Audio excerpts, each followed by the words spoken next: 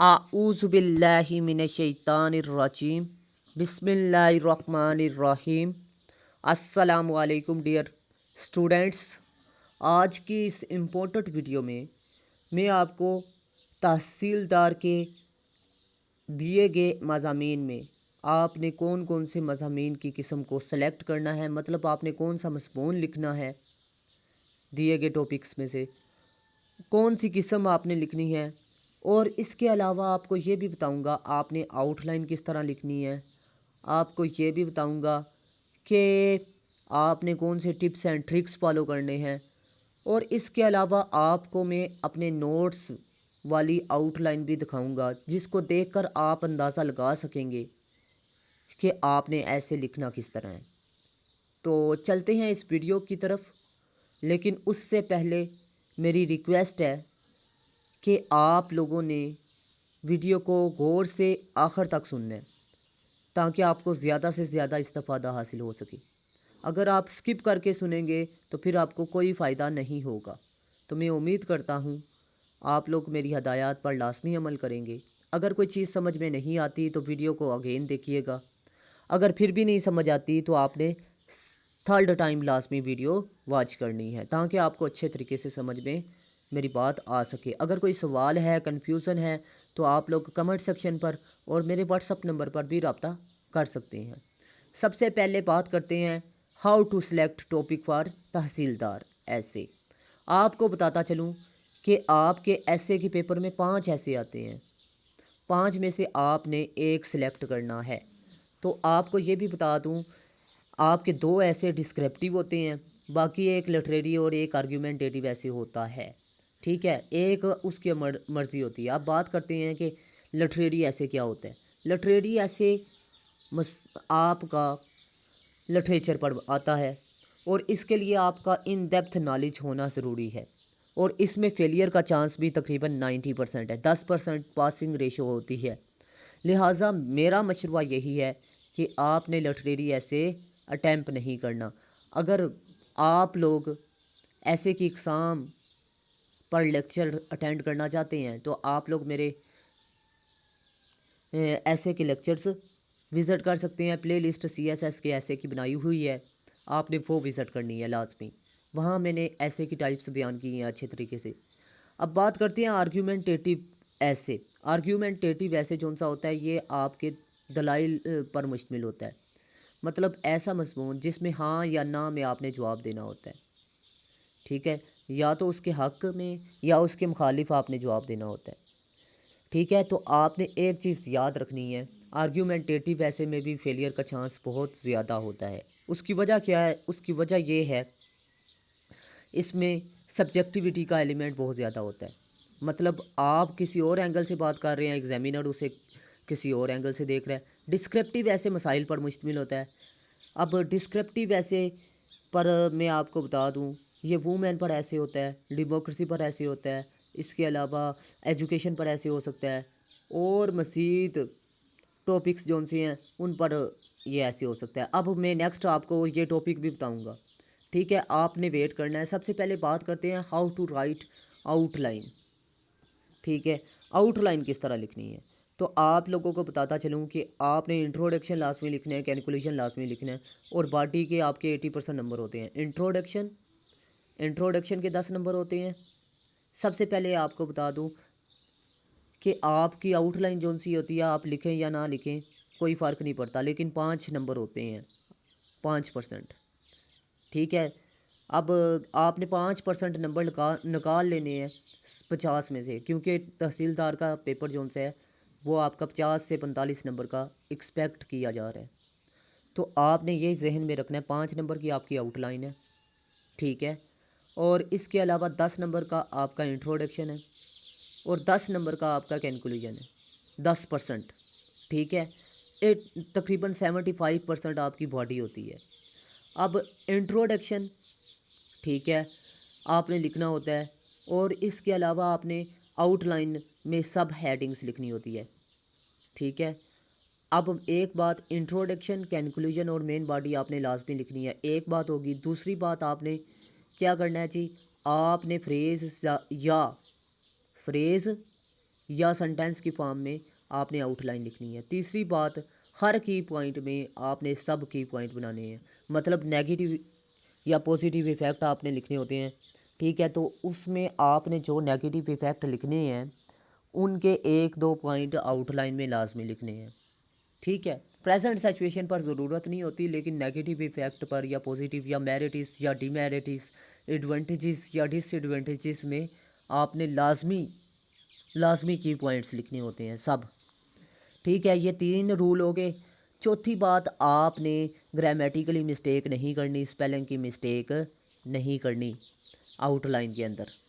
पांचवी बात आपको बता दूं कि आपकी एक तरतीब के साथ आउटलाइन होनी चाहिए, कि आपका इंट्रोडक्शन, फिर प्रेजेंट सिचुएशन, फिर पॉजिटिव नेगेटिव इफ़ेक्ट होना चाहिए, फिर उसके बाद आपने बताने हैं जी कोजेस, सजेशंस और कंक्लूजन। ये ना हो कि आप लिख रहे हैं प्रेजेंट सिचुएशन आखिर पे।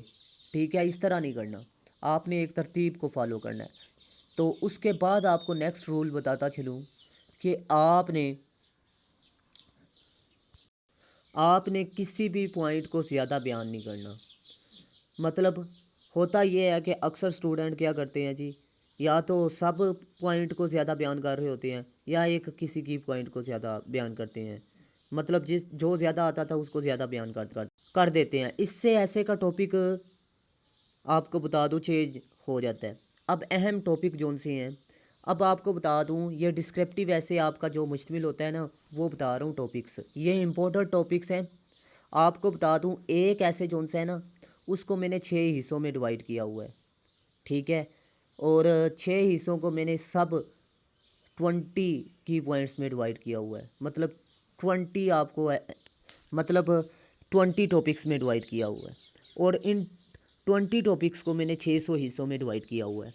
ठीक है, अब आपको बता दूं कि साइंस का टॉपिक है, इसमें आपने टॉपिक तैयार करना है, थीम तैयार करना है, मास कम्युनिकेशन, इंफॉर्मेशन टेक्नोलॉजी और आर्टिफिशियल इंटेलिजेंस। वुमेन पर ऐसे आपने तैयार करना है, तो जेंडर को भी लाजमी तैयार करना है।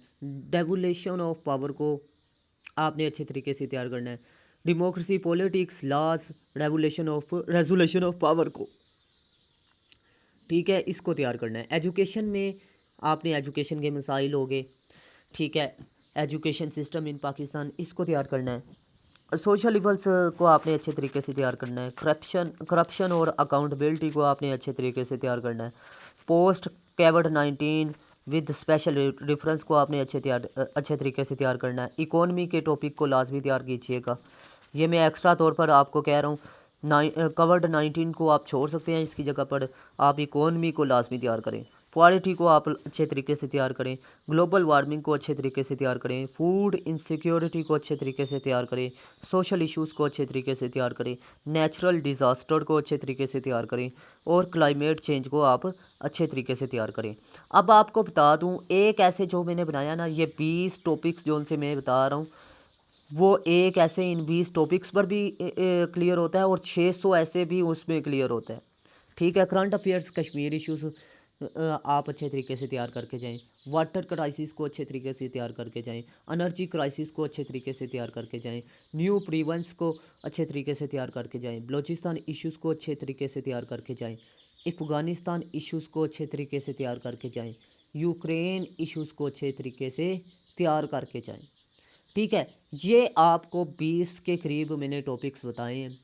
ये जो से टॉपिक्स हैं, इनको अच्छे तरीके से तैयार करके जाएं। लेकिन अगर आपकी तैयारी अच्छी नहीं है तो एक हफ्ते में आपकी तैयारी इजीली हो जाएगी। मेरे मल्टी ऐसे को तैयार करें, मतलब मेरे एक मल्टी ऐसे में 600 ऐसे क्लियर होगा, और 80% गारंटी होगी कि आपका ऐसे पास होगा। अगर आप उसमें फैक्ट्स एंड फिगर और कोटेशन अच्छी लगाएंगे तो मैं 100% भी गारंटी दूंगा। ठीक है, अगर आप फैक्ट्स एंड फिगर नहीं लगाते तो फिर गारंटी होगी कि 80% आप पास हो जाएंगे। अब मल्टी ऐसे की आउटलाइन सॉल्व मैं बता रहा हूँ। ये देखें जी, आपका टॉपिक है जी, फ़र्ज़ कर लें अवर पॉपुलेशन, तो आपने इंट्रोडक्शन 80 अल्फाज पे लिखना है। ये मेरी आउटलाइन है जो नोट्स के अंदर मैंने बनाई है, सेम टू सेम यही है। अगर आप इस आउटलाइन को फॉलो करते हैं, लिखते हैं, लेकिन आप इसके मुताबिक ऐसे नहीं लिखते तो वो फेल करेगा। ठीक है, तो आपने अगर पैराग्राफ लिखना भी है तो उसको आप पैराग्राफ स्ट्रक्चर भी ठीक होना चाहिए। ठीक है। ऐसे में पैराग्राफ स्ट्रक्चर बड़ा अहमियत का हामिल है। मतलब एक आउटलाइन है ना, आउटलाइन का एक की पॉइंट है, उसके मुताबिक आपने एक पैराग्राफ 200 अल्फाज पर अगर लिखा है ना, तो वो पैराग्राफ स्ट्रक्चर में क्या लिखना है ये मुझे पता है, आपको नहीं पता है। तो आप लोगों को मैं बता रहा हूँ, रिस्क ना लीजिएगा, आप सेम टू सेम इसके मुताबिक खुद ना लिखिएगा, मेरे नोट्स में से तैयारी कीजिएगा, फिर आपका पासिंग रेशो जोन से 99% होगा। लेकिन अगर आप खुद से लिखेंगे फिर गारंटी नहीं है कि आप पास होंगे, क्योंकि आपने पैराग्राफ स्ट्रक्चर को फॉलो नहीं किया हुआ। ठीक है, ये डिस्क्रिप्टिव ऐसे पर मैंने नोट्स बनाए हैं, ना कि लिटरेरी और आर्ग्यूमेंटेटिव ऐसे के लिए। तो काइंडली आपको बता दूं कि present situation of our population मेरा टॉपिक है, तो मैंने 200 अल्फाज आवर पॉपुलेशन पर लिखे हुए हैं। ठीक है, और इंट्रोडक्शन पर 80 अल्फाज लिखे हुए हैं मैंने। अब बात करते हैं next negative impacts of dash problems on society. इस पर मैंने 200 अल्फाज लिखे हैं और सब पॉइंट मैंने लिखा है जी। अवर पॉपुलेशन, यहाँ पर खाली जगह पर आपने अवर पॉपुलेशन लिख देना है। Disturbs the individual peace. ठीक है, our population weakens the economic base of the society. ठीक है, फैक्टर्स लेडिंग टू डैश, या आपने ये लिखना है hurdles in the way of factors leading to our population, ये आपने लिख देना है क्योंकि ये ज़्यादा एक्सेप्टेबल है। erosion of rule of law, lack of awareness, lack of planning for the betterment of population। ठीक है, ये आपने लिख देना है। और ये आपके कोर्सेज 99% आपको नहीं पता चल रहा कि रेलिवेंट है, आप खुद कॉमन सेंस इस्तेमाल करें।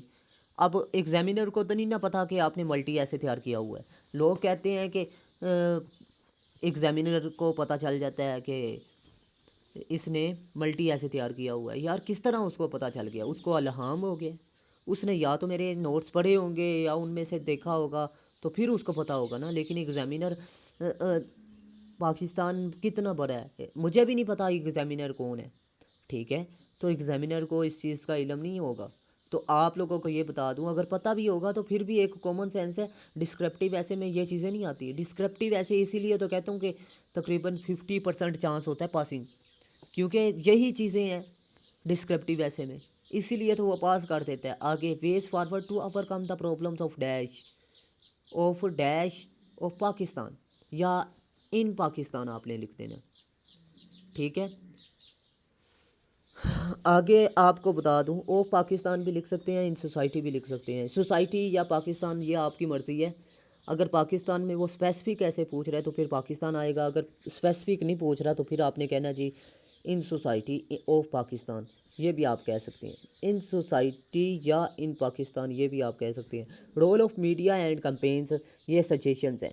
Ensuring the rule of law, ये भी ठीक है।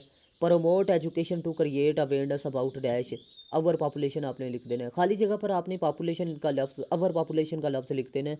और इस पर भी 200 अल्फाज मैंने लिखे हुए हैं, 80 अल्फाज के इंक्लूजन में लिखे हुए हैं। अब मुझे बताएं कि आप एक ऐसे तैयार करके जाते हैं तो वो इसमें फेल करेगा? कभी भी नहीं करेगा। उसको पता चल गया है कि ये जो उनसे नोट्स आपने तैयार किए हैं या ये मटेरियल आपने तैयार किया है, ये अच्छा खासा आपने तैयार किया हुआ है, क्योंकि फैक्ट्स एंड फिगर आपने पुट करने हैं टॉपिक के मुताबिक। ठीक है, कोटेशन आपने ऐड करनी है और सिर्फ ज़्यादा से ज़्यादा 50 अल्फाज आपने तैयार करके जाने हैं। बाकी सारा का सारा ऐसे आपने रट्टा लगा के जाना है। 1 हफ्ते में यार आपकी तैयारी हो जाएगी ऐसे की। लेकिन फिर भी अगर आप ऐसे में की तैयारी नहीं करते तो फिर आपकी गलती है। एक ऐसे में 600 ऐसे क्लियर होगा। आपको एक अहम बात बता दूं कि अगर मेरी ऑनलाइन क्लासेस अटेंड करना चाहते हैं तो आप लोग मेरे व्हाट्सअप नंबर पर रब्ता करें। और मैं आपको बता दूं कि डिस्क्रिप्टिव ऐसे को मैंने 6 हिस्सों में डिवाइड किया हुआ है। ठीक है, एक तो मल्टी बनाया हुआ है ना, उसमें 80% चांस है। लेकिन डिस्क्रिप्टिव ऐसे जो उनसे 6 हैं, इनमें 100% गारंटी होगी कि आप पास हो जाएंगे।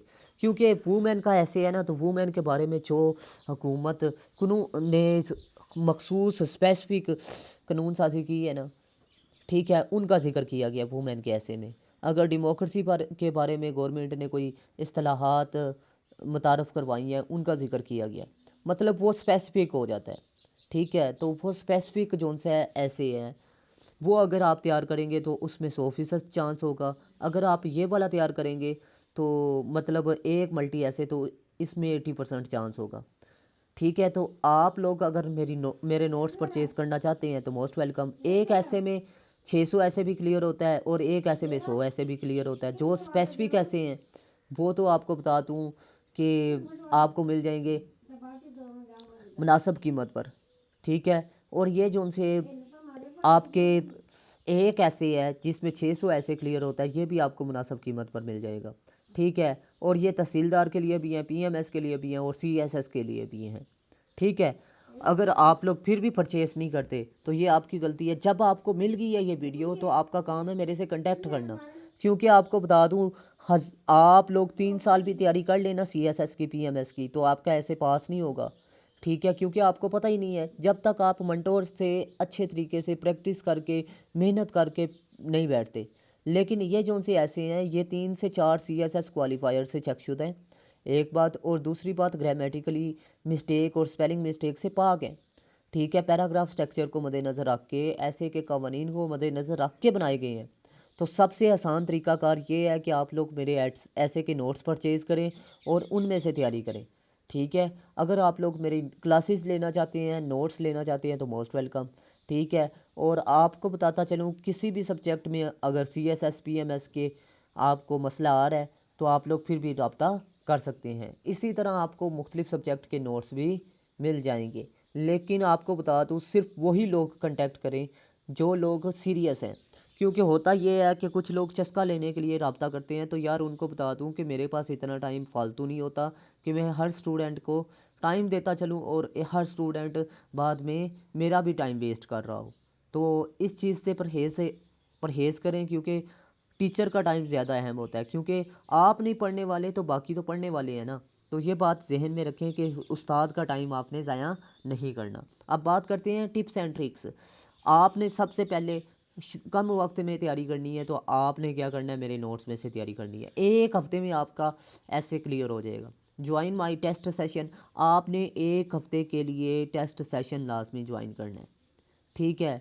एक हफ्ते के लिए या एक माह के लिए। अगर 6 ऐसे बाय कर रहे हैं तो फिर एक माह। अगर आप एक हफ्ते एक ऐसे बाय कर रहे हैं तो फिर आपकी किस्मत, आपने एक हफ्ता लाजमी टेस्ट सेशन ज्वाइन करना है। और पेड सेशन है मेक रफ आउटलाइन, हाँ जी, कि आपने मेरे नोट्स में से तैयारी की और उसके बाद आपने क्या करना है जी, ये नहीं कि डायरेक्ट आपने आउटलाइन में नीड्स से स्टार्ट कर दिया, नहीं, बल्कि आपने लास्ट पेज पे जाना है, वहाँ पर रफ आउटलाइन बनानी है और फिर बाद में देखना है टॉपिक के रेलिवेंट जो पॉइंट हैं उनको रफ आउटलाइन में टिक करके नीड्स में आपने लिखना है, ठीक है। फिर उसके बाद आपको ये भी बता दूं कि आपने मेरे नोट्स में से जब तैयारी करनी है तो आपने ये भी तो याद रखना है कि एक पैराग्राफ को तैयार कैसे करना है। तो होता ये है कि स्टूडेंट पैसे भी खर्च कर लेते हैं, मेरे से कंटेक्ट भी कर लेते हैं, पैसे तो बाद में तैयारी नहीं करते। तो आपको बताता चलूँ कि आपने मेरे से लाजमी तैयारी भी करनी है। ये ना हो कि अगर आपने तैयारी नहीं ना करनी तो फिर कंटेक्ट ना करें,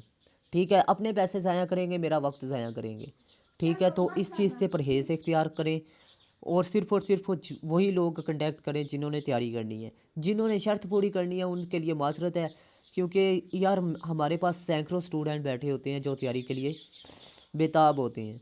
अब बात करते हैं next, join my test session. उसमें आपको ये बताया जाएगा कि आपने पेपर को सोल्व कैसे करना है।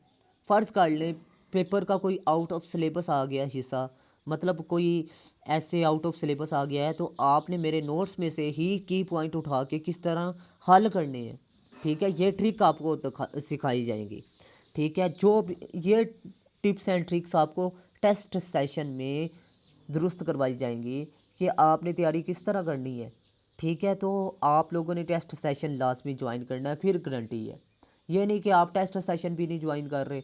और आपको बता दूं कि पाकिस्तान में नौकरी हासिल करना बहुत मुश्किल है, क्योंकि कंपटीशन का दौर है। हमारे लोग बीएस करके मैट्रिक जो उनसी नकल लगा के आ जाते हैं, एफएससी भी नकल लगा के आ जाते हैं सरकारी स्कूलों में। फिर उसके बाद बीएस सिस्टम में पासिंग रेशो जो उनसी है वो भी अच्छी होती है, और जब इम्तिहान में आते हैं तो वो फेल हो जाते हैं। ख़ास तौर पर जॉब के वो इसलिए फ़ेल होते हैं, यार अल्लाह के बंदो, यहाँ पर मुकाबला होता है, यहाँ पर वो लोग बैठे होते हैं जो बोर्ड के टॉपर होते हैं, ठीक है, अपने एरिया के टॉपर होते हैं, यूनिवर्सिटी के टॉपर बैठे होते हैं। तो आपको बताता चलूँ कि आपने लाजमी टेस्ट सेशन से तैयारी करके जानी है, ठीक है। क्योंकि आपको एक सिंपल सी मिसाल देता हूँ कि एक ट्रेन फौजी जोन सा होता है मैदान जंग में अच्छा लड़ सकता है, और एक अनट्रेन जो फौजी होता है, अनट्रेन आदमी जो है वो नहीं लड़ सकता। तो आपने टेस्ट सेशन लाजमी ज्वाइन करना है। मेक रफ़ आउटलाइन, आपने रफ़ आउटलाइन लाजमी बनानी है। अगर रफ़ आउटलाइन नहीं बनाएंगे तो आपको बताता चलूँ कि आप कोई पॉइंट इररेलेवेंट मेरे नोट्स में से उठा कर लिख देंगे, क्योंकि मैंने आपको बताया कुछ पॉइंट आपने लिखने हैं, कुछ पॉइंट नहीं लिखने। आपने टॉपिक के लिहाज से पुट करने हैं, ये आपको टेस्ट सेशन में सिखाया जाएगा कौन सा पॉइंट आपने पुट करना है, कौन सा पॉइंट पुट नहीं करना। लेकिन फिर भी आउटलाइन आपने रफ लाजमी बनानी है, ताकि आपको पता चल सके कि कौन सा टॉपिक के रेलिवेंट है। जो रेलिवेंट होगा उसी पर पैराग्राफ लिखना है, उसी तरतीब से लिखना है। ठीक है, तो मैं उम्मीद करता हूँ आपको मेरी बात अच्छे तरीके से समझ में आ चुकी होगी। अगर कोई सवाल है, कन्फ्यूज़न है, तो फिर भी आप लोग मेरे व्हाट्सअप नंबर पर कांटेक्ट कर सकते हैं। इम्पोर्टेंट नोट यही है कि आपको बताता चलूँ कि ये CSS क्वालिफायर टीचरों से चेकशुदा हैं। 3 टीचरों से मैंने चेक करवाए हैं। मैं खुद CSS को पढ़ाता हूँ, लेकिन फिर भी तसल्ली के लिए मैंने रीचेक करवाए हैं पेड सेशन के टीचर से। और स्टूडेंट कहते हैं सर कि बुक्स से नोट्स महंगे हैं। ओ अल्लाह के बंदो, बुक्स से नोट्स इसलिए महंगे होते हैं क्योंकि आपको बता दूं कि बुक्स जो सी है उनको तो फ़ायदा होता है, हज़ारों की तादाद में वो बुक्स बनाते हैं।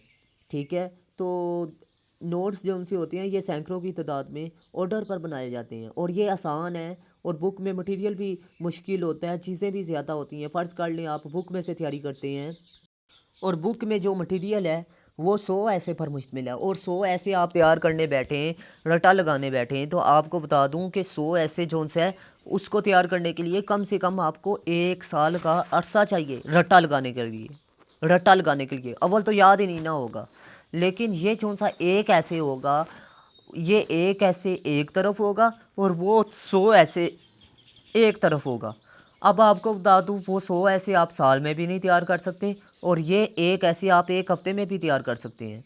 तो ये एक आसान तरीन तरीक़ाकार है। मैंने आपको ये बता दिया कि हज़ारों तरीके हैं तहसीलदार के पेपर को हल करने के लिए, और ये सबसे आसान तरीका है। तो मैं उम्मीद करता हूँ आपको अच्छे तरीके से मेरी बात समझ में आ चुकी होगी।